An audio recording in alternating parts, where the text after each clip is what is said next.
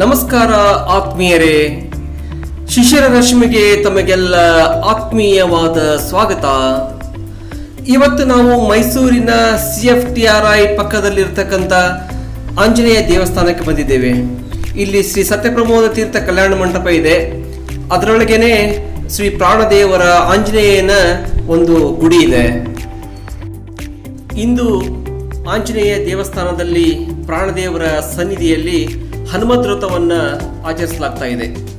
ತುಂಬ ಮಹತ್ವಪೂರ್ಣವಾದ ವೈಶಿಷ್ಟ್ಯದಿಂದ ಕೂಡಿದಂತಹ 10 ಹಲವು ಸಂಗತಿಗಳನ್ನು ನಾವು ಈ ವಿಡಿಯೋದಲ್ಲಿ ನೋಡಬಹುದಾಗಿದೆ. ಆದ್ದರಿಂದಾಗಿ ದಯವಿಟ್ಟು ಸ್ಕಿಪ್ ಮಾಡದೆ ಪೂರ್ತಿಯಾಗಿ ಈ ವಿಡಿಯೋವನ್ನು ವೀಕ್ಷಿಸಿ ಇಲ್ಲಿರ್ತಕ್ಕಂಥ ಸಂಪೂರ್ಣ ಮಾಹಿತಿಯನ್ನು ಪಡೆದುಕೊಳ್ಳಬೇಕಾಗಿ ತಮ್ಮಲ್ಲಿ ವಿನಂತಿಸಿಕೊಳ್ಳುತ್ತೇನೆ. ಇದೇ ನೋಡಿ ಶ್ರೀ ಸತ್ಯಪ್ರಮೋದ ತೀರ್ಥ ಕಲ್ಯಾಣ ಮಂಟಪ. ತುಂಬ ವಿಶಾಲವಾದಂತಹ ಒಂದು ಕಲ್ಯಾಣ ಮಂಟಪ ಇದು. ಈ ಕಲ್ಯಾಣ ಮಂಟಪದ ಹಾಗೆ ಮುಂದೆ ನಡ್ಕೊಂಡು ಹೋದರೆ ಒಳಗಡೆ ನಮಗೆ ಪ್ರಾಣದೇವರ ಆಂಜನೇಯನ ಒಂದು ಗುಡಿ ಕಾಣಸಿಗುತ್ತೆ.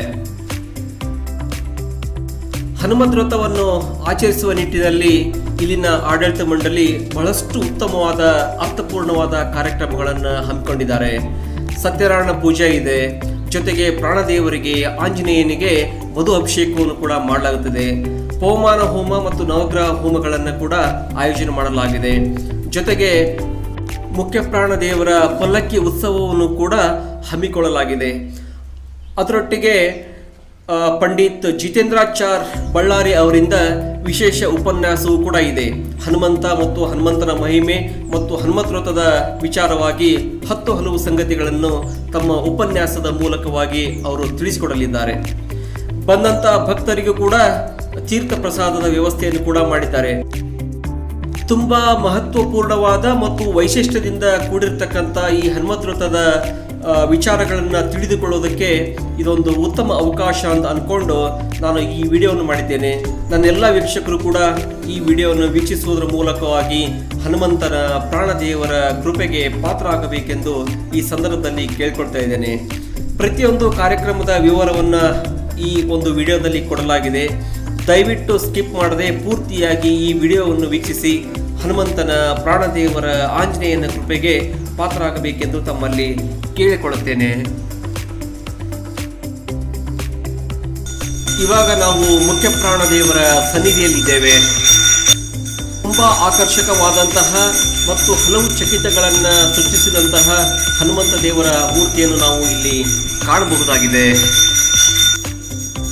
ಇನ್ನು ಕೆಲವೇ ಸಮಯದಲ್ಲಿ ಮುಖ್ಯ ಪ್ರಾಣದೇವರಿಗೆ ಆಂಜನೇಯನಿಗೆ ಹನುಮಂತ ದೇವರಿಗೆ ಮಧು ಅಭಿಷೇಕವನ್ನು ಮಾಡಲಾಗುತ್ತೆ. ಅದನ್ನು ಕೂಡ ನಾವು ಕಣ್ತುಂಬಿಕೊಳ್ತಕ್ಕಂಥ ಒಂದು ಸದಾವಕಾಶ ನಮಗೆ ಸಿಕ್ಕಿರೋದು ನಿಜಕ್ಕೂ ಕೂಡ ಅದು ಭಗವಂತನ ಒಂದು ಕೃಪೆ ಅಂತಲೇ ಹೇಳ್ಬೋದು. ಈ ಒಂದು ಗುಡಿಯಲ್ಲಿ ನಾವು ಹನುಮಂತನ ಬಗೆಗಿರ್ತಕ್ಕಂಥ ಹಲವು ಬಗೆಯ ಭಾವಚಿತ್ರಗಳನ್ನು ನಾವು ಇಲ್ಲಿ ಕಾಣಬಹುದಾಗಿದೆ. ತುಂಬ ಪುರಾತನವಾದಂತಹ ದೇವಸ್ಥಾನ ಇದು. ಬಹಳಷ್ಟು ಮಹಿಮಾಶಾಲಿಯಾದಂತಹ ಭಕ್ತರಿಗೆ ಅಭಯವನ್ನು ನೀಡಿ ಮುನ್ನಡೆಸತಕ್ಕಂತಹ ಮುಖ್ಯ ಪ್ರಾಣದೇವರ ಸನ್ನಿಧಿಯಲ್ಲಿ ಇವತ್ತು ದಿವಸ ನಾವಿರೋದು ಇದು ನಮ್ಮ ಭಾಗ್ಯ ಅಂತಲೇ ಹೇಳ್ಬೋದು. ಇಂದು ವಿಶೇಷವಾದಂತಹ ಮತ್ತು ಮಹತ್ವಪೂರ್ಣವಾದಂತಹ ಹನುಮದ್ ವ್ರತವನ್ನು ಇಲ್ಲಿ ಆಚರಿಸಲಾಗ್ತಾ ಇದೆ. ಪಂಡಿತ್ ಜಿತೇಂದ್ರಾಚಾರ್ ಅವರು ಈ ಹನುಮದ್ ವ್ರತದ ಬಗ್ಗೆ ಉಪನ್ಯಾಸವನ್ನು ನೀಡೋದ್ರ ಮೂಲಕವಾಗಿ ಅದರ ಮಹತ್ವವನ್ನು ಎಲ್ಲರಿಗೂ ಕೂಡ ತಿಳಿಸ್ತಕ್ಕಂಥ ಒಂದು ಪ್ರಯತ್ನವನ್ನು ಮಾಡಿದ್ದಾರೆ. ಈ ವಿಡಿಯೋದಲ್ಲಿ ತಾವು ಕೂಡ ಮುಂದಿನ ಭಾಗಗಳಲ್ಲಿ ಕಾಣಬಹುದಾಗಿದೆ. ಹನುಮಂತ ದೇವರ ಗರ್ಭಗುಡಿಯ ಪಕ್ಕದಲ್ಲಿ ಕೂಡ ಗಣೇಶನನ್ನು ಪ್ರತಿಷ್ಠಾಪನೆ ಮಾಡಲಾಗಿದೆ. ಈ ವಿಗ್ರಹವು ಕೂಡ ತುಂಬ ಆಕರ್ಷಕವಾಗಿದೆ. ಇದನ್ನು ಕೂಡ ನಾವು ಕಣ್ತುಂಬಿಕೊಳ್ಳಬಹುದು. ಈಗ ಅಭಿಷೇಕ ಕೂಡ ನಡೀತಾ ಇದೆ. ತುಂಬ ಪುರಾತನವಾದಂತಹ ಈ ಒಂದು ವಿಗ್ರಹವನ್ನು ನೋಡ್ತಕ್ಕಂಥ ಒಂದು ಭಾಗ್ಯ ನಮಗೆ ಲಭಿಸಿರುವುದು ನಿಜಕ್ಕೂ ಕೂಡ ಬಹಳಷ್ಟು ಸಂತಸ ತರಿಸಿದೆ.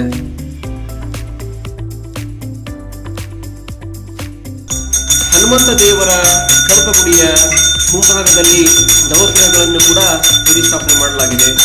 ಇಲ್ಲಿಯೂ ಕೂಡ ನವಗ್ರಹಗಳಿಗೆ ಅಭಿಷೇಕ ನಡೀತಾ ಇದೆ. ಇದನ್ನು ಕೂಡ ನಾವು ಕಣ್ತುಂಬಿಕೊಳ್ಳಬಹುದು. ಪ್ರಾರಂಭಿಕ ಹಂತದಲ್ಲಿ ನಡೀತಕ್ಕಂಥ ಎಲ್ಲ ಕಾರ್ಯಗಳನ್ನು ನಾವು ಈಗ ವೀಕ್ಷಣೆ ಮಾಡ್ತಾ ಮುಂಬರುವ ಭಾಗದಲ್ಲಿ ನಾವು ಹನುಮದ್ ವ್ರತದ ಕುರಿತಾದಂಥ 10 ಹಲವು ಸಂಗತಿಗಳನ್ನು ತಿಳಿದುಕೊಳ್ಳಬಹುದಾಗಿದೆ. ಉತ್ತರಾದಿ ಮಠದ ಪರಮ ಪೂಜ್ಯ ಮಠಾಧೀಶರಾದಂತಹ ಶ್ರೀ ಶ್ರೀ ಶ್ರೀ ಸತ್ಯಾತ್ಮತೀರ್ಥ ಶ್ರೀಪಾದಂಗಳವರ ಪರಮಾನುಗ್ರಹದಿಂದ ಬಹಳಷ್ಟು ಉತ್ತಮವಾದಂತಹ ಧಾರ್ಮಿಕ ಕಾರ್ಯಗಳು ಈ ಒಂದು ದೇವಸ್ಥಾನದಲ್ಲಿ ನಡೀತಾ ಇದ್ದಾವೆ. ಭಕ್ತರು ಕೂಡ ಹೆಚ್ಚಿನ ಸಂಖ್ಯೆಯಲ್ಲಿ ಈ ಒಂದು ದಿವಸ ಈ ಒಂದು ಕಾರ್ಯಕ್ರಮಕ್ಕೆ ಬರುವ ನಿರೀಕ್ಷೆ ಇದೆ. ಹನುಮದ್ ವ್ರತ ಬಹಳಷ್ಟು ವಿಶೇಷವಾದಂತಹ ಮತ್ತು ವೈಶಿಷ್ಟ್ಯಪೂರ್ಣವಾಗಿ ಆಚರಿಸುವ ಹಿನ್ನೆಲೆಯಲ್ಲಿ ಬಹಳಷ್ಟು ಪ್ರಚಾರವನ್ನು ಕೂಡ ಮಾಡಲಾಗಿದೆ. ಹೀಗಾಗಿ ಬರ್ತಕ್ಕಂಥ ಭಕ್ತರು ತಮ್ಮದೇ ಆದಂತಹ ರೀತಿಯಲ್ಲಿ ಸೇವೆಯನ್ನು ಸಲ್ಲಿಸುವುದಕ್ಕೆ ಕೂಡ ಮುಕ್ತ ಅವಕಾಶಗಳನ್ನು ಕೂಡ ಇಲ್ಲಿ ನೀಡಲಾಗಿದೆ. ಹನುಮದ್ ವ್ರತದ ಆಚರಣೆಗಾಗಿ ಎಲ್ಲ ಬಗೆಯ ವ್ಯವಸ್ಥೆಗಳನ್ನು ಕೂಡ ಆಡಳಿತ ಮಂಡಳಿ ಮಾಡಿಕೊಂಡಿದ್ದಾರೆ. ಬಹುಶಃ ಇನ್ನೂ ಕೆಲವೇ ಗಂಟೆಗಳಲ್ಲಿ ಕಾರ್ಯಕ್ರಮ ಉತ್ತಮವಾಗಿ ನೆರವೇರಲಿದೆ. ಬಹಳಷ್ಟು ಭಕ್ತರು ಈ ಒಂದು ಕಾರ್ಯಕ್ರಮದಲ್ಲಿ ಭಾಗವಹಿಸುವ ಮೂಲಕವಾಗಿ ಹನುಮಂತನ ಕೃಪೆಗೆ ಪಾತ್ರರಾಗಲಿದ್ದಾರೆ. ದೇವಸ್ಥಾನದ ಮುಂಭಾಗದಲ್ಲಿರುವ ಪ್ರಾಂಗಣದಲ್ಲಿ ಪವಮಾನ ಹೋಮ, ನವಗ್ರಹ ಹೋಮ ಜೊತೆಗೆ ಪ್ರಾಣದೇವರ ಮೂರ್ತಿಗೆ ಮಧು ಅಭಿಷೇಕವನ್ನು ಕೂಡ ಮಾಡಲಾಗ್ತಾ ಇದೆ. ಬನ್ನಿ ಎಲ್ಲರೂ ಈ ಸುಂದರವಾದ ದೃಶ್ಯವನ್ನ ಕಣ್ತುಂಬಿಕೊಳ್ಳೋಣ.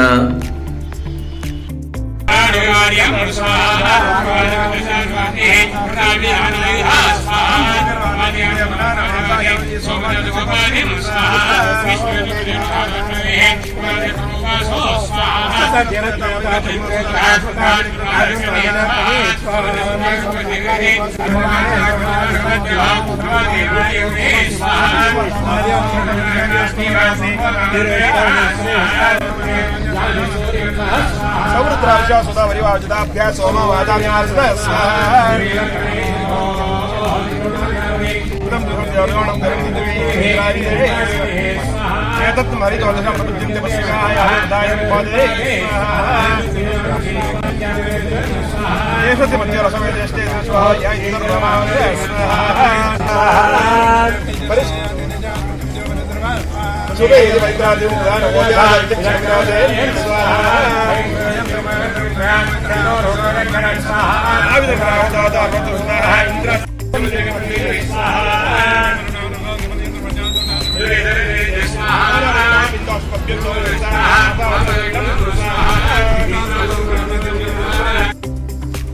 ದೇವಸ್ಥಾನದ ಮುಂಭಾಗದ ಪ್ರಾಂಗಣದಲ್ಲಿ ಪೂಜಾ ಭಂಡಾರದ ಮಳಿಗೆಗಳನ್ನು ಕೂಡ ಹಾಕಲಾಗಿದೆ. ಭಕ್ತರು ಕೂಡ ಇದರ ಸದುಪಯೋಗವನ್ನು ಪಡೆದುಕೊಳ್ತಾ ಇದ್ದಾರೆ. ನೋಡಿ, ತಮಗೆ ಬೇಕಾದಂತಹ ವಿಗ್ರಹಗಳಿರ್ಬೋದು, ಪುಸ್ತಕಗಳಿರ್ಬೋದು ಅಥವಾ ಸಾಮಗ್ರಿಗಳನ್ನು ಕೊಂಡುಕೊಳ್ಳೋದಕ್ಕೆ ಇದೊಂದು ಉತ್ತಮ ಅವಕಾಶ. ರಿಯಾಯಿತಿ ದರದಲ್ಲಿ ಎಲ್ಲ ವಸ್ತುಗಳನ್ನು ಕೂಡ ಕೊಡುವ ಒಂದು ಪ್ರಯತ್ನ ನಡೀತಾ ಇದೆ. ಎಲ್ಲರೂ ಕೂಡ ಇದನ್ನ ಪರ್ಚೇಸ್ ಮಾಡ್ತಾ ಇದ್ದಾರೆ. ಹನುಮದ್ ವ್ರತದ ಈ ಕಾರ್ಯಕ್ರಮಕ್ಕೆ ಸಾಕ್ಷಿಯಾಗೋದಕ್ಕೆ ಭಕ್ತರು ಬಹಳಷ್ಟು ಜನ ಬರ್ತಾ ಇದ್ದಾರೆ. ಈಗ ಪವಮಾನ ಹೋಮದ ಪೂರ್ಣಾಹುತಿ ನಡೀತಾ ಇದೆ. ಬನ್ನಿ ನೋಡೋಣ.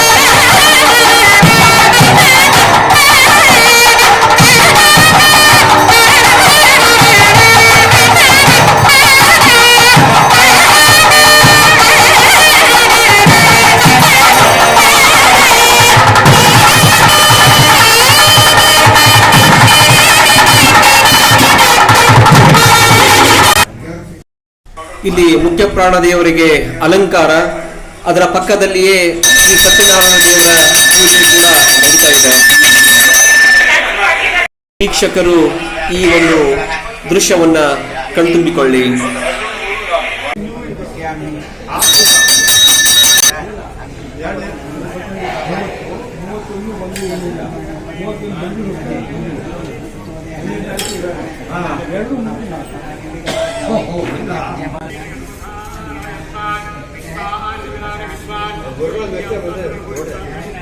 ಆಯುಷ್ಯಂ ತೇಜ ಆರೋಗ್ಯಂ ದೇಹಿನೇ ಹವ್ಯವಾಹನ ಶ್ರೀಯಂ ದೇಹಿನೇ ಹವ್ಯವಾಹನ ಓಂ ನಮಃ ಇತಿ. ಆಯುಷ್ಯಂ ತೇಜ ಆರೋಗ್ಯಂ ದೇಹಿನೇ ಹವ್ಯವಾಹನ ಶ್ರೀಯಂ ದೇಹಿ. ನಮಸ್ಕಾರ. ನಮಸ್ತೆ ಗಣಪತ್ಯಾಯ ದೇವ ಸಮಸ್ತ ಪುರುಷೋತ್ತಮ ಪಾಪೋಹಂ ಪಾಪಗಣಮಹಂ ಪಾಪಾತ್ಮ ಪಾಪ ಸಂಹಾರ ಶರಣಾಗತ ವತ್ಸಲ ಉತ್ತರ್ಬಲಂ ವಿಶೂರೇಯಂ ಜಿತೇಂದ್ರಿಯಂ ಬುದ್ಧಿಮತಾಂ ವಯಕ್ತಂ ವಾದಾತ್ಮಜಂ ವಾನರಯೂಪಂ ಶ್ರೀರಾಮದೂತಂ ಶಿರಸಾ ನಮಾಮಿ. ಮಾತರಮೇ ಮಾತರಿಷು ಪಿತಃ ಅಪುರಗುರೋ ಭರತರಿಕ್ತಾತ್ಮಯಾನ ದೇಹಭಕ್ತಿಂ ಭವನೋ ಮೂರ್ಧಾತ್.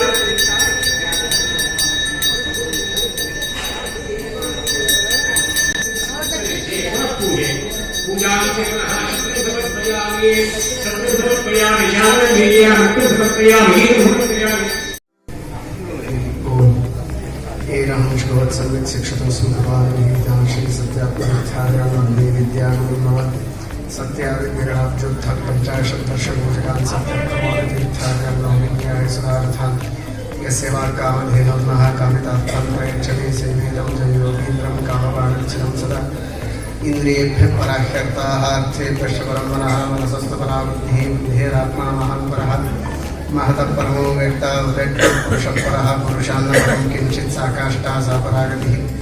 हयग्रीव हयग्रीव हयग्रीवेति यो वदेत् तस्य निस्सरति जन्मकन्या भवति. श्रीगुरुभ्यो नमः. हरिः ओम्. महाव्याकरणाम्बोधिमन्तमानसमन्दनं कवयन्तं रामकीर्त्या हनुमन्तम् उपास्महे.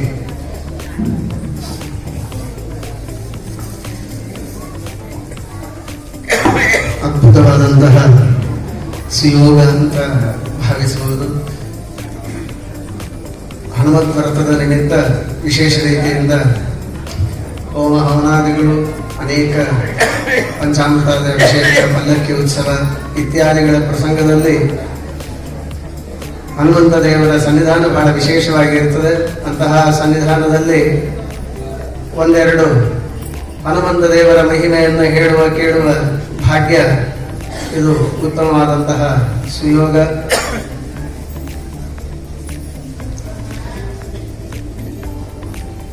ನಾರಾಯಣ ಪಂಡಿತಾಚಾರ್ಯರು ವಿಶೇಷ ರೀತಿಯಿಂದ ಅಲ್ಲಿ ಹನುಮಂತ ಅಂತ ನಾಮಕರಣ ಮಾಡಿದ್ದರ ಕಾರಣಗಳನ್ನು ತಿಳಿಸ್ತಾರೆ. ಅಂಜನಾದೇವಿಯಲ್ಲಿ ವಾಯುದೇವರು ಅವತಾರವನ್ನು ಮಾಡಿದಾಗ ಅನೇಕ ಕಥೆಗಳನ್ನು ಕೇಳ್ತೇವೆ. ಹನುಮಂತಂತಂದ್ರೆ ಗದ್ದ ಅಂತ ಈ ರೀತಿಯಾಗಿ ಸಾಮಾನ್ಯವಾಗಿ ಅರ್ಥ. ಗದ್ದ ವಿಶೇಷವಾಗಿ ಉಳ್ಳವನು ಅನ್ನುವ ಕಾರಣಕ್ಕೆ ಏನೋ ಸಣ್ಣ ಹುಡುಗ ಇದ್ದಂತಹ ಪ್ರಸಂಗದಲ್ಲಿ ಒಂದಿಷ್ಟು ಜನರು ಅವನ ಬಲವನ್ನು ಸ್ಮರಣೆ ಮಾಡಿಸಿದರು. ಸ್ಮರಣೆಗೆ ಬಂದು ನಂತರದಲ್ಲಿ ಜೋರಾಗಿ ಹಾರಿದ. ಸೂರ್ಯನನ್ನು ನೋಡಿ ಹಣ್ಣು ಅಂತ ತಿಳಿದು ಅದನ್ನು ತಿನ್ಲಿಕ್ಕೆ ಹೋದ. ಆ ಪ್ರಸಂಗದಲ್ಲಿ ಅಲ್ಲಿ ವಜ್ರಾಯುಧದಿಂದ ಬಡಿಸಿಕೊಂಡ. ಅದರಿಂದ ಹನು ಅನ್ನೋದು ಬಂತು. ಅದ್ರ ಗದ್ದ ಬಾಯಿತು. ಆದ್ದರಿಂದ ಹನುಮಂತ ಅಂತ ಕರೆದ್ರು ಅಂತ ಸಾಮಾನ್ಯವಾಗಿ ತಿಳಿದಿದ್ದೇವೆ. ಆದ್ರೆ ವಿಶೇಷ ರೀತಿಯಿಂದ ತಿಳಿಸುವಂತಹದ್ದು ಹನುಮಂತ ಅಂತ ಕರೆದಿದ್ದರ ಕಾರಣ, ಹನು ಅಂತಂದ್ರೆ ಜ್ಞಾನ, ವಿಶೇಷವಾದಂತಹ ಭಗವತ್ ಜ್ಞಾನವನ್ನು ಉಳ್ಳವರು. ವಾಯುದೇವರು ಪರಶುಕ್ಷತ್ರೆಯರಲ್ಲಿ ಬರುವಂತವರು, ಅನಾದಿ ಕಾಲದಿಂದ ಉತ್ತಮವಾದಂತಹ ಭಗವದ್ವಿಷಯಕವಾದ ಜ್ಞಾನವನ್ನು ಹೊಂದಿದವರು ಹನುಮಂತ ದೇವರು, ಭಾವಿ ಬ್ರಹ್ಮದೇವರು.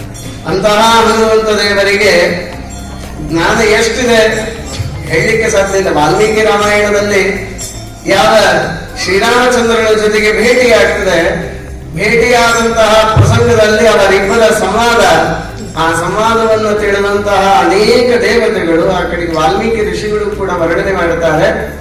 ಅದ್ಭುತ ರೀತಿಯಾದ ಮಾತುಗಳು ಅಂತಂದ್ರೆ ಅದು ವೇದಗಳ ಉಚ್ಚಾರಣೆ ಎನ್ನುವಂತೆ ಇತ್ತು. ಅಷ್ಟು ವ್ಯಾಕರಣಬದ್ಧವಾಗಿ, ಅಷ್ಟು ಅದ್ಭುತ ರೀತಿಯಿಂದಾಗಿ ಮಾತುಗಳು ಅಂತ, ಅಷ್ಟು ವಿಶಿಷ್ಟವಾದಂತಹ ಜ್ಞಾನ ಉಳ್ಳವರು ಅನ್ನುವ ಕಾರಣಕ್ಕಾಗಿ ಹನುಮಂತ ಅಂತ ಈ ರೀತಿಯಾಗಿ ಕರೆಯುವುದು ಎನ್ನುವುದಾಗಿ ವೇದೋಕ್ತ ರೀತಿಯಿಂದ ಶಾಸ್ತ್ರೋಕ್ತ ರೀತಿಯಲ್ಲಿ ಅಲ್ಲಿ ವರ್ಣನೆಯನ್ನು ಮಾಡ್ತಾರೆ. ಅಂತಹ ಹನುಮಂತ ದೇವರು, ಪ್ರಾಣದೇವರು, ಇವರ ಬಗ್ಗೆ ಅನೇಕ ವಿಧವಾದಂತಹ ಉಪನಿಷತ್ತುಗಳಲ್ಲಿ, ವೇದಗಳಲ್ಲಿ ಮಹಿಮೆಗಳಿವೆ. ಅದರಲ್ಲಿ ಒಂದು ಸಣ್ಣದಾದಂತಹ ವಿಚಾರ, ಅರ್ಥಾತ್ ಮಹಿಮೆ ದೊಡ್ಡದಿದೆ, ಆದರೆ ವಿಷಯ ಹೇಳಲಿಕ್ಕೆ ಸಣ್ಣದಿದೆ.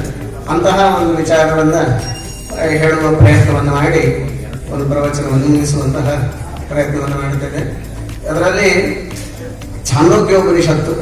ಛಾಂದೋಗ್ಯೋಪನಿಷತ್ತಿನಲ್ಲಿ ಪ್ರಥಮದಲ್ಲಿ ಬರುವಂತಹದ್ದು ಭಗವಂತನ ವಿಶೇಷವಾದ ಮಹಿಮೆಯನ್ನು ಹೇಳಿದ ನಂತರದಲ್ಲಿ ಪ್ರಾಣದೇವರ ಮಹಿಮೆಯನ್ನು ತಿಳಿಸ್ತಾರೆ.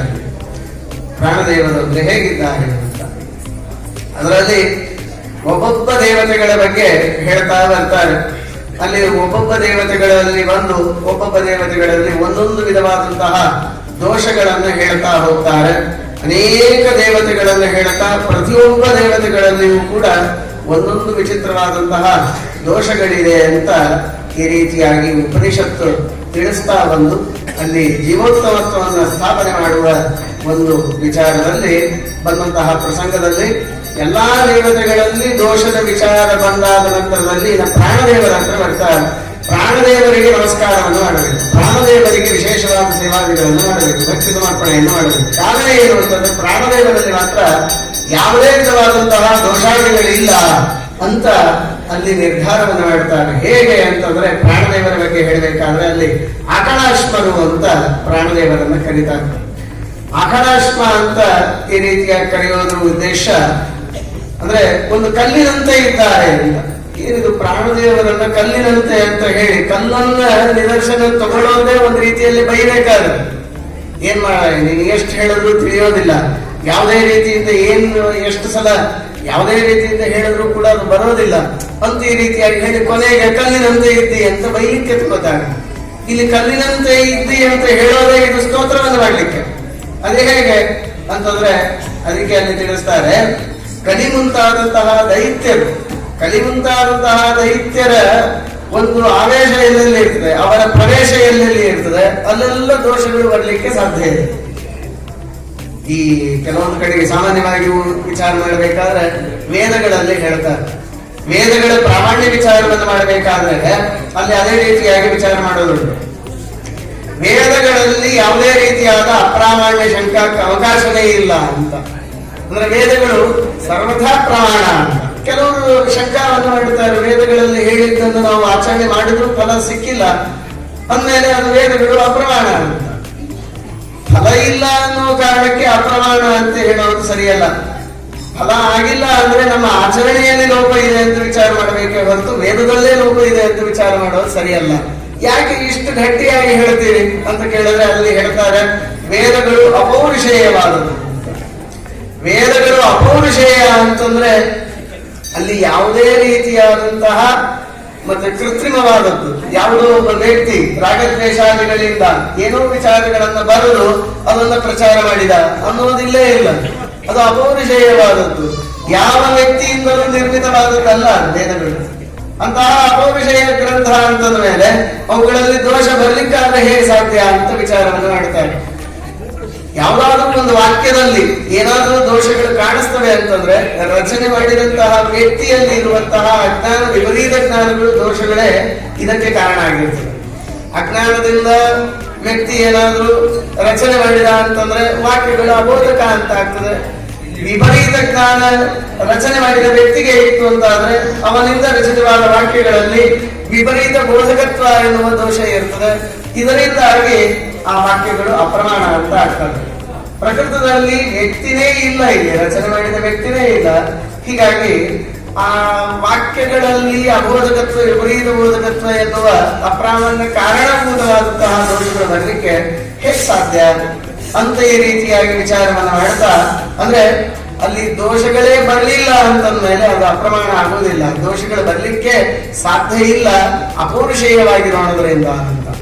ಹೇಗೋ ಹಾಗೆ ಇಲ್ಲಿ ತಿಳಿಸ್ತಾರೆ. ಎಲ್ಲಿಯೇ ಆಯಿತು ವ್ಯಕ್ತಿ ಒಂದು ನಾನಾ ವಿಧವಾದಂತಹ ಯಾವ ಪಾಪಕರ್ಮಗಳನ್ನಾಗಲಿ ಮಾಡಲಿ ಅಥವಾ ಯಾವುದಾದ್ರೂ ದೋಷಗಳನ್ನಾಗಲಿ ಅವನಲ್ಲಿ ನಾವು ಕಾಣಬೇಕು ಅಂತಂದ್ರೆ ಕಲಿ ಮುಂತಾದಂತಹ ದೈತ್ಯರ ಪ್ರವೇಶ ಇರಬೇಕು ಅಂತ ಪುರಾಣ ಉಪನಿಷತ್ತುಗಳು ತಿಳಿಸ್ತವೆ. ಅದೇ ರೀತಿಯಾಗಿ ಎಲ್ಲ ದೇವತೆಗಳಲ್ಲಿ ದೋಷಗಳನ್ನು ಹೇಳ್ತಾ ಬಂದರು ಕ್ರಮವಾಗಿ. ಪ್ರತಿಯೊಬ್ಬ ದೇವತೆಗಳ ಹೆಸರನ್ನು ಹೇಳಲು, ಅವರಲ್ಲಿ ನಾವು ಪೂಜಾದಿಗಳನ್ನು ಮಾಡಬೇಕು, ಅವರನ್ನು ಉತ್ತಮ ಅಂತ ತಿಳಿಯಬೇಕು ಅಂತ ಈ ರೀತಿಯಾಗಿ ಮಾಡಿಕೊಂಡು ಹೋಗಿ ಮತ್ತೆ ಆ ನಂತರದಲ್ಲಿ ಇಲ್ಲ ಈ ದೇವತೆಯಲ್ಲಿ ಇಂತಹ ದೋಷ ಇದೆ ಅಂತ ಈ ರೀತಿಯಾಗಿ ದೋಷದ ಚಿಂತನೆಯನ್ನು ಮಾಡ್ತಾ ಪ್ರಾಣದೇವರಲ್ಲಿ ಬಂದಾದ ಮೇಲೆ ಮಾತ್ರ ಅಕನಾಶ್ಮ ಅಂತ ಈ ರೀತಿಯಾಗಿ ಆ ಉಪನಿಷತ್ತು ಕಡಿತು ಅಲ್ಲಿ ಕಡಿತಾ ಇರುವುದರ ಉದ್ದೇಶನೇ ಹೀಗಿದೆ. ಕಲ್ಲಿನಂತೆ ಪ್ರಾಣದೇವರಿದ್ದಾರೆ. ಕಲ್ಲಿನಂತೆ ಅಂದ್ರೆ ಹೇಗೆ ಅದಕ್ಕೆ ಅಲ್ಲಿ ತಿಳಿಸೋದು, ಯಾವುದಾದ್ರೂ ಒಂದು ವಸ್ತ್ರ ಇದೆ, ಆ ವಸ್ತ್ರಕ್ಕೆ ಒಂದು ಕೆಸರನ್ನ ಹಾಕಿದಾಗ ಆ ಕೆಸರು ಅದರಲ್ಲಿ ಪ್ರವೇಶ ಮಾಡ್ತದೆ, ಅದರಿಂದ ಆಚೆ ಬರ್ತದೆ, ಆ ಕಡೆಗೆ ಒಳಗಡೆಗೆ ಹೋಗ್ತದೆ. ಆ ರೀತಿಯಾಗಿ ವಸ್ತ್ರಗಳಿಗೆ ಆ ದೋಷವನ್ನು ತಡೆಯುವ ಸಾಮರ್ಥ್ಯ ಅಲ್ಲಿ ಇಲ್ಲ. ಆದ್ರೆ ಯಾವ ದೊಡ್ಡ ಕಲ್ಲಿನ ಒಂದು ಇದಿದೆ ಗುಡ್ಡ, ಅಂತಹ ಕಲ್ಲಿಗೆ ದೊಡ್ಡದಾದಂತಹ ಶಿಲಾಕ್ಕೆ ಒಂದು ಕೆಸರಿನ ಹೆಂಡೆಯನ್ನು ಒಗೆದರೆ ಅದು ಒಳಗಡೆಗೆ ಪ್ರವೇಶ ಮಾಡಲ್ಲ, ಅದೇ ಪುಡಿ ಪುಡಿಯಾಗಿ ವಾಪಸ್ ಬಿದ್ದೋಗತ್ತೆ. ಹೇಗೋ ಹಾಗೆ ಕಲಿ ಮುಂತಾದಂತಹ ದೈತ್ಯರು ಎಲ್ಲರನ್ನೂ ಪ್ರವೇಶ ಮಾಡಿ ನಾನಾ ರೀತಿಯಾದಂತಹ ತಮ್ಮ ದುಷ್ಟ ಕರ್ಮಗಳನ್ನು ಮಾಡಲಿಕ್ಕೆ ಹೋದಂತಹ ಪ್ರಸಂಗದಲ್ಲಿ ಯಾವ ದೇವತೆಗಳನ್ನು ನೋಡಲಿಲ್ಲ, ಎಲ್ಲ ದೇವತೆಗಳನ್ನೂ ಪ್ರವೇಶ ಮಾಡಿಬಿಟ್ಟರು. ರುದ್ರದೇವರೇ ಮುಂತಾದಂತಹ ಸಕಲ ದೇವತೆಗಳನ್ನೂ ಕೂಡ ಪ್ರವೇಶ ಮಾಡ್ತಾರೆ, ಅವರಲ್ಲೆಲ್ಲ ಕಡೆಗೂ ಪ್ರವೇಶ ಇದೆ. ಆದರೆ ಪ್ರಾಣದೇವರನ್ನು ಪ್ರವೇಶ ಮಾಡಲಿಕ್ಕೆ ಹೋದಾಗ ಮಾತ್ರ ಪ್ರಾಣದೇವರು ಕಲ್ಲಿನಂತೆ ಆದ್ರು, ಇವರು ಕೆಸರಿನ ಹೆಂಡೆ ಅಂತ ಆದ್ರು. ಅಲ್ಲಿ ಬಡದಾಗ ಆ ಕಲ್ಲಿಗೆ ಬಡದು ಹೇಗೆ ಹೊರಗಡೆಗೆ ಬೀಳಬೇಕು, ಒಳಗಡೆಗೆ ಪ್ರವೇಶ ಇಲ್ಲ, ಆ ರೀತಿಯಾಗಿ ಪ್ರಾಣದೇವರ ಹತ್ರ ಪ್ರವೇಶ ಮಾಡಲಿಕ್ಕೆ ಬಂದಾಗ ಆ ಪ್ರಾಣದೇವರಿಂದ ಬಡಿಸಿಕೊಂಡು ಹೊರಗೆ ಬಿದ್ದರೆ ಹೊರತು ಅಲ್ಲಿ ಒಳಗಡೆಗೆ ಪ್ರವೇಶ ಆಗಲಿಲ್ಲ. ಪ್ರಾಣದೇವರಲ್ಲಿ ಯಾವುದೇ ರೀತಿಯಾದಂತಹ ಕೆಲಸ ನಡೆಯಲಿಲ್ಲ. ಇದು ಬಹಳ ವಿಶಿಷ್ಟವಾದದ್ದು ಎನ್ನುವುದಾಗಿ ಆ ಛಾಂದೋಗ್ಯೋಪನಿಷತ್ತು ಪ್ರಾಣದೇವರ ಮಹಿಮೆಯಿಂದ ಹೇಳ್ತಾ, ಹೀಗಾಗಿ ಎಲ್ಲ ದೇವತೆಗಳಿಗಿಂತಲೂ ಉತ್ತಮರು ಪ್ರಾಣದೇವರು. ಯಾಕೆ? ಈ ಕಾರಣಕ್ಕಾಗಿ ಎಲ್ಲರಲ್ಲಿಯೂ ಕೂಡ ಕಲಿ ಪ್ರವೇಶ ಇದೆ, ಆದರೆ ಜೀವೋತ್ತಮರಾದಂತಹ ವಾಯುದೇವರಲ್ಲಿ ಮಾತ್ರ, ಪ್ರಾಣದೇವರು ಮುಖ್ಯ ಪ್ರಾಣದೇವರಲ್ಲಿ ಮಾತ್ರ ಯಾವುದೇ ರೀತಿಯಾದಂತಹ ಕಲಿ ಪ್ರವೇಶ ಇಲ್ಲ. ಆದ್ದರಿಂದಾಗಿ ಅವರು ಪರಶುಕ್ಲತ್ರಯರಲ್ಲಿ ಬರ್ತವೆ ಅಂತ ಈ ರೀತಿಯಾಗಿ ಛಾಂದೋಗ್ಯೋಪನಿಷತ್ತುಗಳಲ್ಲಿ ಕೇಳ್ತಾರೆ. ಇನ್ನೂ ಪ್ರಾಣದೇವರ ಅನೇಕ ಮಹಿಮೆಗಳನ್ನು ಕೇಳಬೇಕಾದ್ರಂತೂ ಇದನ್ನು ಆಶ್ಚರ್ಯ ಅಲ್ಲ ಅಂತ ಅನಿಸ್ಬಿಡ್ತದೆ. ಕೆಲವೊಂದು ಕಡೆಗೆ ಹೋದಾಗ ಕಲಿ ಪ್ರವೇಶ ಇಲ್ಲ ಅಂತ ಏನ್ ಹೇಳೋದು, ಕಲಿಯ ಆಟ ಪ್ರಾಣದೇವರಲ್ಲಿ ನಡೆಯೋದಿಲ್ಲ ಅಂತ ಏನ್ ಹೇಳೋದು. ಯಾವಾಗ ಬ್ರಹ್ಮದೇವರ 100 ವರ್ಷ ಪರಿಪೂರ್ಣ ಆಗ್ತದೆ, ಆ ಪ್ರಸಂಗದಲ್ಲಿ ಎಲ್ಲರಿಗೂ ಮೋಕ್ಷ ಅಂತ ಏನಿದೆ, ಯಾರ್ಯಾರು ಸಾಧನೆಯನ್ನು ಮಾಡಿರ್ತಾರೆ, ಸಾಧನೆಯನ್ನು ಪೂರ್ಣ ಮಾಡಿಕೊಂಡಿರ್ತಾರೆ, ಅವರಿಗೆಲ್ಲ ಮೋಕ್ಷ ಅಂತ. ಅದರಲ್ಲಿ ಮೋಕ್ಷ ಯೋಗ್ಯರು ಮತ್ತು ತಮೋ ಯೋಗ್ಯರು ಅಂತ. ಮೋಕ್ಷ ಯೋಗ್ಯರಿಗೆ ಹೇಗೆ ಅಲ್ಲಿ ಮತ್ತೆ ಮೋಕ್ಷದಲ್ಲಿ ಪ್ರವೇಶ ಅಂತಂದ್ರೆ ಬ್ರಹ್ಮದೇವರ ವಿಶೇಷವಾದಂತಹ ಉಪದೇಶ ಆಗ್ತದೆ, ವಿರಜಾ ನದಿ ಸ್ನಾನ ಆಗ್ತದೆ. ಆ ವಿರಜಾ ನದಿಯ ಸ್ನಾನದಿಂದಾಗಿ ಲಿಂಗದೇಹ ಭಂಗ ಆಗ್ತದೆ. ಅಂದ್ರೆ ಕಲಿ ಮುಂತಾದಂತಹ ದೈತ್ಯರಿದ್ದಾರೆ, ಆ ಕಲಿ ಮುಂತಾದಂತಹ ದೈತ್ಯರಿಗೆ ತಮಸ್ಸಿನಲ್ಲಿ ಪ್ರವೇಶ ಇದೆ. ತಮಸ್ಸಿನಲ್ಲಿ ಪ್ರವೇಶ ಆಗಬೇಕಾದ್ರೆ ಅಲ್ಲಿ ಸ್ವರೂಪ ದುಃಖವನ್ನು ಅನುಭವಿಸ್ತಾರೆ. ಯಾವ ರೀತಿಯಾಗಿ ಮುಕ್ತಿಯಲ್ಲಿ ಸಜ್ಜೀವಿಗಳು ಸ್ವರೂಪಾನಂದದ ಆವಿರ್ಭಾವವನ್ನು ಮಾಡಿಕೊಳ್ತಾರೋ, ಆ ರೀತಿಯಾಗಿ ದೈತ್ಯರು ಭಗವದ್ದೇಶಿಗಳು ತಮ್ಮ ಸಾಧನೆಯನ್ನು ಪೂರ್ಣ ಮಾಡಿಕೊಂಡ ಮೇಲೆ ತಮಸ್ಸಿನಲ್ಲಿ ಸ್ವರೂಪ ದುಃಖವನ್ನು ಆವಿರ್ಭಾವ ಮಾಡಿಕೊಳ್ತಾರೆ. ಆ ಸ್ವರೂಪ ದುಃಖಕ್ಕೆ ಆವರಣವಾದದ್ದು ಲಿಂಗದೇಹ. ಅಂತಹ ಲಿಂಗದೇಹವನ್ನು ಭಂಗ ಮಾಡಿಕೊಂಡೇ ಹೋಗಬೇಕು. ಸಜ್ಜೀವಿಗಳು ಲಿಂಗದೇಹವನ್ನು ಭಂಗ ಮಾಡಿಕೊಂಡದ್ದು ಬ್ರಹ್ಮದೇವರ ಜೊತೆಗೆ ವಿರಜಾ ನದಿಯ ಸ್ನಾನದಿಂದ. ಮತ್ತೆ ದೈತ್ಯರಿಗೆ ಹೇಗೆ ಲಿಂಗದೇಹದ ಭಂಗ ಅಂತ ಕೇಳಿದ್ರೆ ಹೇಳ್ತಾರೆ ಪ್ರಾಣದೇವರ ಗದಾಪ್ರಹಾರದಿಂದ ಅಂತ. ಮುಖ್ಯ ಪ್ರಾಣದೇವರು ಗದಾಪ್ರಹಾರವನ್ನು ಮಾಡಿದ್ರೆ ಲಿಂಗದೇಹ ಭಂಗ ಆಗಿ ಆ ಜೀವ ಒಳಗಡೆಗೆ ಪ್ರವೇಶ ಆಗ್ತದೆ. ದುರ್ಯೋಧನಾದಿಗಳಿಗೆ ಮಾಡಿದಂತಹ ಯಾವ ಗದಾಪ್ರಹಾರ ಅತ್ಯಲ್ಪಭೂತವಾದದ್ದು. ಮುಖ್ಯ ಪ್ರಾಣದೇವರು ಭೀಮಸೇನಾಗಿ ಅವತಾರ ಮಾಡಿದಾಗ ದೈತ್ಯರಿಗೆ ಗದಾಪ್ರಹಾರವನ್ನು ಮಾಡಿದ್ರು ಅಂತ ಕೇಳ್ತೇವೆ. ಆ ಗದಾಪ್ರಹಾರ ಅತ್ಯಲ್ಪಭೂತವಾದದ್ದು, ಕೇವಲ ಪ್ರಾಣ ಹೋಗುವಂತದ್ದು ಅಷ್ಟೇ, ಲಿಂಗದೇಹನೇ ಭಂಗವಾಗುವಂತದ್ದಲ್ಲ. ಯಾವಾಗ ಕೊನೆಗೆ ಅವರು ತಮಸ್ಸಿನಲ್ಲಿ ಪ್ರವೇಶ ಮಾಡ್ತಾರೆ, ಆ ಪ್ರಸಂಗದಲ್ಲಿ ಏನು ಗದಾಪ್ರಹಾರ, ಅದು ನಿಜವಾದ ಅದ್ಭುತವಾದ ಗದಾಪ್ರಹಾರ. ಆ ಗದಾಪ್ರಹಾರ ಆದಾಗ ಅವರ ಲಿಂಗದೇಹವೇ ಭಂಗವಾಗ್ತದೆ. ಕೇವಲ ಸ್ವರೂಪಭೂತನಾಗಿ ಅವನು ತಮಸ್ಸಿನಲ್ಲಿ ಪ್ರವೇಶ ಮಾಡ್ತಾನೆ ಅಜೈತ್ಯ. ಆಗ ಆವರಕವಾದದ್ದು ಹೋದದ್ದರಿಂದ ಅವನಿಗೆ ಸ್ವರೂಪ ದುಃಖದ ಆವಿರ್ಭಾವ ಆಗ್ತಿದೆ ಅಂತ ವೇದೋಪನಿಷತ್ತುಗಳು ಹೇಳುತ್ತವೆ. ಅಂದಮೇಲೆ ಇನ್ನು ಎಂತಹ ಅವನಿಗೆ ಒಂದು ಗತಿಯನ್ನು ಕಲ್ಪಿಸುವವರಿಗೆ ಅವರ ಪ್ರಭಾವ ಹೇಗೆ ಬೀರ್ಲಿಕ್ಕೆ ಸಾಧ್ಯ?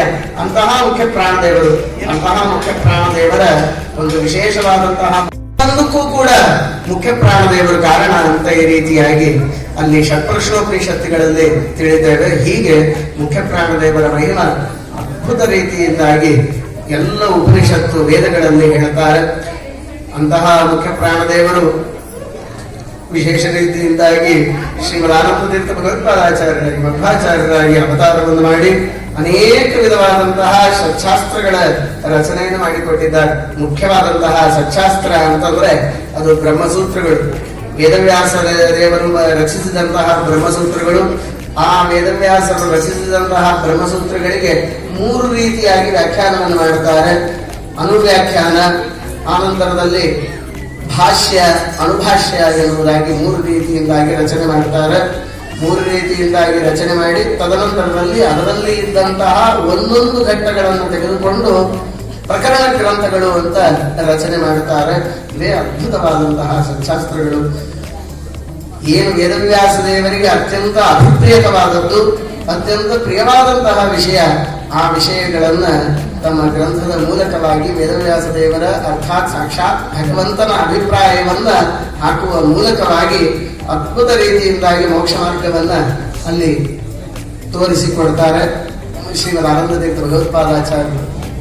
ಈ ರೀತಿಯಾಗಿ ವಾಯುದೇವರು ಮಾಡಿದಂತಹ ಅನೇಕ ಅದ್ಭುತವಾದಂತಹ ಕಾರ್ಯಗಳು, ಇವುಗಳನ್ನ ರಚನೆ ಮಾಡುತ್ತಾ ಕೊನೆಗೆ ತಾತ್ಪರ್ಯ ನಿರ್ಣಯದ ಕೊನೆಯಲ್ಲಿ, ಸುಧಾರ ಕೊನೆ, ಅನುವ್ಯಾಖ್ಯಾನದ ಕೊನೆಯಲ್ಲಿ ಅನೇಕ ಕಡೆಗೆ ಶ್ರೀಮದ್ ಆನಂದತೀರ್ಥ ಭಗವತ್ಪಾದಾಚಾರ್ಯರೇ ಬಳಿತಾ ಸೂಕ್ತದ ಅರ್ಥವನ್ನು ಹೇಳ್ತಾ ಬಳಿತಾ ಸೂಕ್ತದಲ್ಲಿ ಬಂದಂತಹ ವಿಚಾರವನ್ನು ತಿಳಿಸ್ತೇ ಇದ್ದೇನೆ ಹೊರತು ನಾನೇನೋ ಪ್ರತ್ಯೇಕವಾಗಿ ನನ್ನ ಮಹಿಮೆ ಅಂತ ನಾನು ಹೇಳಿಕೊಳ್ತಾ ಇಲ್ಲ ಅಂತ ಸ್ವಯಂ ತಿಳಿಸ್ತಾರೆ. ವಾಯುದೇವರೇ ಯಾವ ಭಗವಂತನ ಅದ್ಭುತವಾದಂತಹ ಪ್ರೀತಿಗೆ ಪಾತ್ರರಾದವರು. ವೆಂಕಟೇಶ ಕಲ್ಯಾಣದಲ್ಲಿ ನಮಗೆ ತಿಳಿತದೆ. ವೆಂಕಟೇಶ ಕಲ್ಯಾಣದಲ್ಲಿ ಬ್ರಹ್ಮದೇವರು ಬಂದಾದ ನಂತರದಲ್ಲಿ ಮತ್ತೆ ವಾಯುದೇವರೇ ಬರ್ತಾರೆ. ಅಲ್ಲಿ ತುಂಬೂರು ತೀರ್ಥದಲ್ಲಿ ಶ್ರೀನಿವಾಸನಿಗೂ ಮತ್ತು ವಾಯುದೇವರಿಗೆ ಭೇಟಿಯಾಗ್ತದೆ. ಅಂತಹ ಭೇಟಿಯಾದಂತಹ ಪ್ರಸಂಗದಲ್ಲಿ ಅಲ್ಲಿ ಪುರಾಣಕಾರರು ಅದ್ಭುತ ರೀತಿಯಿಂದಾಗಿ ತಿಳಿಸಿಕೊಡ್ತಾರೆ. ಅತ್ಯಂತ ಶ್ರೀನಿವಾಸನಿಗೆ ಪ್ರೀತಿ ಪಾತ್ರರು ವಾಯುದೇವರು. ಅಂತಹ ಪ್ರೀತಿ ಪಾತ್ರರಾದಂತಹ ಆ ವಾಯುದೇವರ ಒಂದು ವಿಶೇಷವಾದಂತಹ ಆಗಮನದಿಂದ ಎಷ್ಟು ಸಂತೋಷ ಆಗಿದೆ ಅನ್ನೋದು ಶ್ರೀನಿವಾಸನ ಮುಖಭಾವದಲ್ಲಿ ತೋರ್ತದೆ ಅಂತ ಅಲ್ಲಿ ವರ್ಣನೆಯನ್ನು ಮಾಡ್ತಾರೆ. ಅಂತಹ ಭಗವಂತನಿಗೆ ಪ್ರೀತಿ ಪಾತ್ರರಾದಂತಹ ವಾಯುದೇವರು ಅವರಿಗೆ ಪ್ರಿಯರಾಗುವಂತೆ ಭಗವಂತನ ವಿಶಿಷ್ಟವಾದಂತಹ ಮಹಿಮೆಯನ್ನ, ಭಗವಂತನ ಅತಿ ಸೂಕ್ಷ್ಮವಾದಂತಹ ತತ್ವಗಳನ್ನ ಅನೇಕ ರೀತಿಯಿಂದಾಗಿ ತಮ್ಮ ಶಾಸ್ತ್ರಗಳಲ್ಲಿ ತಾವು ತಿಳಿಸಿಕೊಟ್ಟಿದ್ದಾರೆ. ಆ ರೀತಿಯಾಗಿ ಮಾಡಿದ್ದು ಪ್ರಥಮೋ ಹನುಮನ್ನಾಮ ದ್ವಿತೀಯೋ ಭೀಮಯೇವಚ ಪೂರ್ಣ ಪ್ರಜ್ಞ ತೃತೀಯಸ್ತು ಭಗವತ್ ಕಾರ್ಯ ಸಾಧಕ. ಇದೇನಿದೆ ಇದೇ ಬಳಿತಾ ಸೂಕ್ತದಿಂದ ಪ್ರತಿಪಾದ್ಯವಾದಂತಹ ಅರ್ಥ. ಆ ಬಳಿತಾ ಸೂಕ್ತದ ಅರ್ಥವನ್ನ ಹೇಳ್ತಾ ಇದು ವಿಶಿಷ್ಟವಾದಂತಹದ್ದು. ಬಳಿತಾ ಸೂಕ್ತದ ಅರ್ಥ, ಬಳಿತಾ ಸೂಕ್ತದಿಂದ ಪ್ರತಿಪಾದ್ಯವಾದಂತಹ ರೂಪ ಮಧ್ವ ಎನ್ನುವಂತಹ ರೂಪ, ಮಧ್ವಾಚಾರ್ಯರು ಎನ್ನುವುದಾಗಿ ಅಲ್ಲಿ ತಿಳಿಸ್ತಾರೆ. ಹೀಗೆ ವಾಯುದೇವರ ವಿಶೇಷ ಮಹಿಮೆ ಇಷ್ಟು ಅಂತ ಹೇಳಲಿಕ್ಕೆ ಸಾಧ್ಯ ಇಲ್ಲ, ಇಂಥಲ್ಲಿ ಅಂತ ಹೇಳಲಿಕ್ಕೆ ಸಾಧ್ಯ ಇಲ್ಲ. ವೇದಗಳ, ಉಪನಿಷತ್ತುಗಳ, ಪುರಾಣಗಳ ಎಲ್ಲ ಕಡೆಗೂ ಕೂಡ, ಎಲ್ಲ ಭಾಗಗಳಲ್ಲಿಯೂ ಕೂಡ ವಾಯುದೇವರ ಮಹಿಮೆ ಅಷ್ಟಿಷ್ಟಲ್ಲ, ಬೇಕಾದಷ್ಟು ತಿಳಿತದೆ. ಇನ್ನ ವಾಯುದೇವರ ಒಂದು ಅನುಗ್ರಹ ಆಯಿತು ಅಂತ ಆದ್ರೆ ಅದರ ಫಲ ಅಷ್ಟಿಷ್ಟು ಅಂತ ಹೇಳಲಿಕ್ಕೆ ಸಾಧ್ಯ ಇಲ್ಲ. ಅನೇಕ ಫಲಗಳನ್ನ ಹೇಳ್ತಾರೆ. ಪ್ರಧಾನವಾಗಿ ಜ್ಞಾನ. ಇನ್ನ ಪ್ರಸಿದ್ಧವಾದದ್ದು ಬುದ್ಧಿರ್ಬಲಂ ಯಶೋಧೈರ್ಯಂ ನಿರ್ಭಯತ್ವಂ ಅರೋಗತ ಅಜಾಡ್ಯಂ ಮಾರ್ಪಡುತ್ತಂಚ ಹನುಮತ್ ಸ್ಮರಣಾರ್ಧವೇ. ಹನುಮಂತ ದೇವರ ನಾನಾ ಸೇವೆಗಳಲ್ಲ, ಹನುಮಂತ ದೇವರ ಸ್ಮರಣೆ ಮಾಡಿದ್ರೆ ಸಾಕು, ಎಷ್ಟೆಲ್ಲ ಫಲ ಇದೆ ಅಂತ. ಬುದ್ಧಿ, ಬಲ, ಯಶಸ್ಸು, ಧೈರ್ಯ ಪ್ರತಿಯೊಂದು ಕೂಡ ಆ ಹನುಮಂತ ದೇವರಿಂದಾಗಿ. ಅಜಾಡ್ಯಂ ಮಾರ್ಪಡುತ್ತಂಚ, ಅಜಾಡ್ಯ ಅತ್ಯಂತ ಜಾಡ್ಯತನ ಇದ್ರೂ ಕೂಡ, ಜಾಡ್ಯ ಅಂತಂದ್ರೆ ಅತ್ಯಂತ ಬುದ್ಧಿಮಾಂದ್ಯ, ಇಂತಹ ಬುದ್ಧಿಮಾಂದ್ಯ ಇದ್ರೂ ಕೂಡ ಅದು ಹೋಗಿ ವಾಕ್ಪಟುತ್ವಂಚ ಉತ್ತಮವಾದಂತಹ ವಾಕ್ಪಟು ಆಗ್ತಾನೆ. ಭಾರತೀಪತಿ ಮುಖ್ಯ ಪ್ರಾಣದೇವರು ಅಂದ್ಮೇಲೆ ಇನ್ನೇನು ಆದ್ದರಿಂದಾಗಿ ಅಂತಹ ವಾಯುದೇವರ ಸೇವೆಯಿಂದಾಗಿ ಇಷ್ಟೆಲ್ಲ ಫಲಗಳಿವೆ ಅಂತ ಶಾಸ್ತ್ರಗಳು ತಿಳಿಸ್ತವೆ. ಅಂತಹ ವಾಯುದೇವರನ್ನ ಹನುಮಂತ ಅಂತ ಈ ರೀತಿಯ ಕರೆದದ್ದನ್ನು ನಾವು ಕೇಳಿವೆ. ಅರ್ಥಾತ್ ಜ್ಞಾನಪೂರ್ಣ ಅನ್ನುವ ಕಾರಣಕ್ಕಾಗಿ ಅವರನ್ನ ಹನುಮಂತ ಎನ್ನುವುದಾಗಿ ತಿಳಿಯಬೇಕು. ಅಂತಹ ಹನುಮಂತ ದೇವರ ವ್ರತ ಹನುಮತ್ ವ್ರತ ವಾಸ್ತವಿಕವಾಗಿ ನಿನ್ನೆಯ ದಿನದಲ್ಲಿ ಬಂದದ್ದು. ಇವತ್ತಿನ ದಿನ ದ್ವಾದಶಿ ಮಾಡಲಿಕ್ಕೆ ಆಗುವುದಿಲ್ಲ ಅನ್ನೋ ಕಾರಣಕ್ಕೆ ಬಹಳ ವಿಶೇಷ ರೀತಿಯಿಂದಾಗಿ ಹಮ್ಮಿಕೊಂಡು ವೈಭವದಿಂದಾಗಿ ಇಲ್ಲಿ ಆ ಹನುಮತ್ ವ್ರತ ಒಂದು ಆಚರಣೆ ನಡೀತಾ ಇದೆ. ಇಂತಹ ಹನುಮತ್ ವ್ರತದಲ್ಲಿ ಎಲ್ಲರೂ ಕೂಡ ನಮ್ಮ ಯಥಾಶಕ್ತಿ ಬುದ್ಧಿಯನುಸಾರವಾಗಿ ಬಂದು ಸೇವೆಯನ್ನ ಎಲ್ಲರೂ ಕೂಡ ಮಾಡ್ತಾ ಇದ್ದೇವೆ. ಎಲ್ಲರೂ ಬಂದು ಮಾಡ್ತಾ ಇದ್ದಂತಹ ಎಲ್ಲರಿಗೂ ಹನುಮಂತ ದೇವರ ಅನುಗ್ರಹ ಬೇಕಾದಷ್ಟು ಆಗ್ತದೆ ಅನ್ನುವುದರಲ್ಲಿ ಯಾವುದೇ ವಿಚಾರ ಇಲ್ಲ, ಸಂದೇಹ ಇಲ್ಲ. ಹನುಮಂತ ದೇವರ ಅಷ್ಟು ಮಹಿಮೆ, ಆ ಹನುಮಂತ ದೇವರ ಆ ಅನುಗ್ರಹದಿಂದಾಗಿ ಎಲ್ಲರಿಗೂ ಕೂಡ ವಿಶೇಷವಾದಂತಹ ಬಲಂ ಯಶೋಧೈರ್ಯಂ ಅಂತ ಹೇಳಿದಂತೆ ಎಲ್ಲರಿಗೂ ಕೊಟ್ಟು ಭಗವಂತನಲ್ಲಿ ವಿಶೇಷವಾದಂತಹ ಜ್ಞಾನ ಭಕ್ತಿ ಭಾಗವತಾದಿಗಳಲ್ಲಿ ಪ್ರಾರಂಭದಲ್ಲಿ ತಿಳಿಸುವಂತೆ ನೋಡ್ಲಿಕ್ಕೆ ಹೋದ್ರೆ ಶ್ರೇಯಸ್ಕರವಾದದ್ದು ಯಾವುದು ಅಂತ ಪ್ರಶ್ನೆಯನ್ನು ಮಾಡಬೇಕಾದ್ರೆ ಅಲ್ಲಿ ಹೇಳ್ತಾರೆ ಭಕ್ತಿನೇ ಶ್ರೇಯಸ್ಕರ ಅಂತ. ಆ ಶ್ರೇಯಸ್ಕರವಾದ ಭಕ್ತಿ ಅಂತ ಹೇಳ್ತಾ ಅದು ಹೇಗೆ ಅನ್ನುವುದನ್ನು ನಿರೂಪಣೆ ಮಾಡ್ತಾ ಕೊನೆಗೆ ಹೇಳ್ತಾರೆ ಯಾವುದೇ ಐಹಿಕವಾದಂತಹ ಫಲ ಇರಬಹುದು ಅಥವಾ ಆನುಷ್ಮಿಕವಾದಂತಹ ಫಲ ಇರಬಹುದು, ಯಾವುದೇ ರೀತಿಯಾದಂತಹ ಫಲ ಇರಲಿ, ಸಾಮಾನ್ಯವಾದಂತಹ ಈಗೇನೋ ಹೊರಗೆ ಹೋದ ತಕ್ಷಣಕ್ಕೆ ಇಂತಹದ್ದೇ ಅಂತಹದ್ದು ಫಲ ಆಗಿರ್ಬೋದು ಅಥವಾ ಮೋಕ್ಷಣೆ ಆಗಿರ್ಬೋದು. ಪ್ರತಿಯೊಂದು ಫಲವೂ ಕೂಡ ಭಗವಂತನ ಪ್ರಸಾದದಿಂದ ಆಗಬೇಕೇ ಹೊರತು ಮತ್ತೊಂದರಿಂದ ಅಲ್ಲ. ಅಂತಹ ಭಗವಂತನ ಪ್ರಸಾದ ಯಾವುದರಿಂದ ಆಗ್ತದೆ? ಭಕ್ತೈಕ ತುಷ್ಟಿಮಭ್ಯೇತಿ ಅಂತ ಈ ರೀತಿಯಾಗಿ ವೇದಗಳು ಹೇಳ್ತಾರೆ. ಭಗವಂತ ಪ್ರಸನ್ನನಾಗಬೇಕು ಭಕ್ತಿಯಿಂದ ಮಾತ್ರ. ಭಗವಂತನನ್ನು ನಾವು ಒಲಿಸಿಕೊಳ್ಳಬೇಕು. ಅದಕ್ಕೇನಿದೆ ನಾನಾ ರೀತಿಯಾದದ್ದು. ಏನೋ ಯಂತ್ರಗಳಿದೆ, ಆ ಯಂತ್ರಗಳು ತಂದು ಭಗವಂತನ ಪ್ರತಿಮೆ ಕಟ್ಬಿಟ್ರೆ ನಾನು ವಶ ಆಗ್ಬಿಡ್ತಾನೆ, ಹಾಗೇನಾದ್ರೂ ಇದೆಯಾ? ಅಥವಾ ಯಾವುದೋ ಒಂದಿಷ್ಟು ಮಂತ್ರಗಳಿದೆ, ಆ ಮಂತ್ರಗಳನ್ನ ಹಾಕ್ಬಿಟ್ರೆ ಭಗವಂತ ನಮ್ಮ ವಶ ಆಗ್ಬಿಡ್ತಾನೆ, ಹಾಗೆ ಯಾವುದೂ ಇಲ್ಲ. ಮತ್ತೆ ಯಾವುದರಿಂದ ವಶನಾಗ್ತಾನೆ ಭಗವಂತ? ಭಕ್ತಿಯಿಂದ ವಶನಾಗ್ತಾನೆ. ಅದು ಅಂಬರೀಷನ ಕಥೆಯಲ್ಲಿ ತಿಳಿಸ್ತಾರೆ. ಅಹಂಭಕ್ತ ಪರಾಧೀನ ಅಂತ. ದೂರ್ವಾಸರು ಅನೇಕ ರೀತಿಯಿಂದಾಗಿ ಚಕ್ರದಿಂದ ಭೀತರಾಗಿ ಎಲ್ಲ ಕಡೆಗೆ ಓಡಿ ಕೊನೆಗೆ ಭಗವಂತನ ಹತ್ರ ಹೋದ್ರೆ ಭಗವಂತ ಹೇಳ್ತಾನೆ ಅಹಂಭಕ್ತ ಪರಾಧೀನ, ನಾನು ಭಕ್ತನ ವಶನಾಗಿದ್ದೇನೆ ಮಾರಾಯ, ಬೇರೆ ಯಾವುದಕ್ಕೂ ವಶನಾಗುವುದಿಲ್ಲ, ಭಕ್ತನಿಗೆ ಮಾತ್ರ ವಶನಾಗ್ತಾನೆ. ಹಾಗಾಗಿ ಭಕ್ತನಿಗೆ ಕೊಟ್ಟಿದ್ದಾಯಿತು ಸುದರ್ಶನ ಚಕ್ರ. ನೀನು ಅದರಿಂದ ಏನಾದ್ರೂ ರಕ್ಷಿತನಾಗಬೇಕು, ಆ ಭಕ್ತನ ಹತ್ರನೇ ಶರಣಾಗು. ಆ ಭಕ್ತನನ್ನು ಮೀರಿ ನಾನು ಸುದರ್ಶನ ಚಕ್ರದಿಂದ ರಕ್ಷಣೆ ಮಾಡ್ಲಿಕ್ಕೆ ಆಗುವುದಿಲ್ಲ ಅಂತ ಹೇಳ್ತಾರೆ. ಅಂತಹ ಅದ್ಭುತ ರೀತಿಯಿಂದಾಗಿ ಭಗವಂತ ಭಕ್ತಿಗೆ ವಶನಾಗ್ತಾನೆ. ಅಂತಹ ಭಕ್ತಿ ಬರಬೇಕು, ಅದು ವಾಯುದೇವರ ಅನುಗ್ರಹದಿಂದ ಮಾತ್ರ. ಮಾತರ್ಮೇ ಮಾತರಿಶ್ವೀ ಪ್ರತಿರಗುರು ಪ್ರಾತರಿಷ್ಟಾಪ್ತ ಬಂದು ಸ್ವಾಮಿ ಸರ್ವಾತ್ಮರಾತ್ಮನ್ ನಜರ ಜನ ಇದರ್ ಜನೋತ್ಯಾಮಯಾನಾಂ ಗೋವಿಂದೇ ದೇಹಿ ಭಕ್ತಿ ಭವತಜ ಭಗವನ್ ನೋಟಿದಾಂ ನಿರ್ವೇಕ್ತಾಂ ನಿರ್ವ್ಯಾಜಾಂ ಯಚನಾಂ ಸತ್ ಗುಣಗಣ ಬೃಹತಿಂ ಶಾಶ್ವತಿ ಮಾಸುದೇವ ಅಂತ ತ್ರಿವಿಕ್ರಮ ಪಂಡಿತಾಚಾರ್ಯರು ಹೇಳಿದಂತೆ ಭಗವಂತನಲ್ಲಿ ವಿಶೇಷವಾದ ಭಕ್ತಿ ಹುಟ್ಟಬೇಕು ಅಂತಂದ್ರೆ ಅದು ವಾಯುದೇವರ ಅನುಗ್ರಹ ಬೇಕು. ಎಲ್ಲ ವಿಧವಾದ ಫಲ ಬೇಕು, ಅದು ಭಗವಂತನ ಪ್ರಸಾದ ಬೇಕು. ಭಗವಂತನ ಪ್ರಸಾದ ಬೇಕು, ಅದಕ್ಕೆ ಭಕ್ತಿ ಬೇಕು. ಭಕ್ತಿ ಬೇಕು, ವಾಯುದೇವರ ಅನುಗ್ರಹ ಬೇಕು. ಹಾಗಾಗಿ ಎಲ್ಲದಕ್ಕೂ ಕಾರಣ ವಾಯುದೇವರು ಅಂತ ತಿಳಿತಾ ಅಂತಹ ವಾಯುದೇವರಲ್ಲಿ ಜ್ಞಾನ ಭಕ್ತಿಗಳನ್ನ ಮತ್ತೆ ಮತ್ತೆ ಪ್ರಾರ್ಥನೆಯನ್ನು ಮಾಡ್ತಾ ಈ ಎರಡು ವಾಕ್ಕುಸುಮಗಳನ್ನ ಅಸ್ಮತ್ ಗುರುವಂತರ್ಗದ ಭಾರತೀಯರ ಮುಖ್ಯ ಪ್ರಾಣ ಅಂತರ್ಗದ ಸೀತಾಪತಿ ಶ್ರೀರಾಮಚಂದ್ರನಲ್ಲಿ ಸಮರ್ಪಣೆಯನ್ನು ಮಾಡ್ತೇನೆ. ಶ್ರೀಕೃಷ್ಣ ಅರ್ಪಣಮಸ್ತು. ನಾಹಂಕರ್ತ ಹರಿಕರ್ತ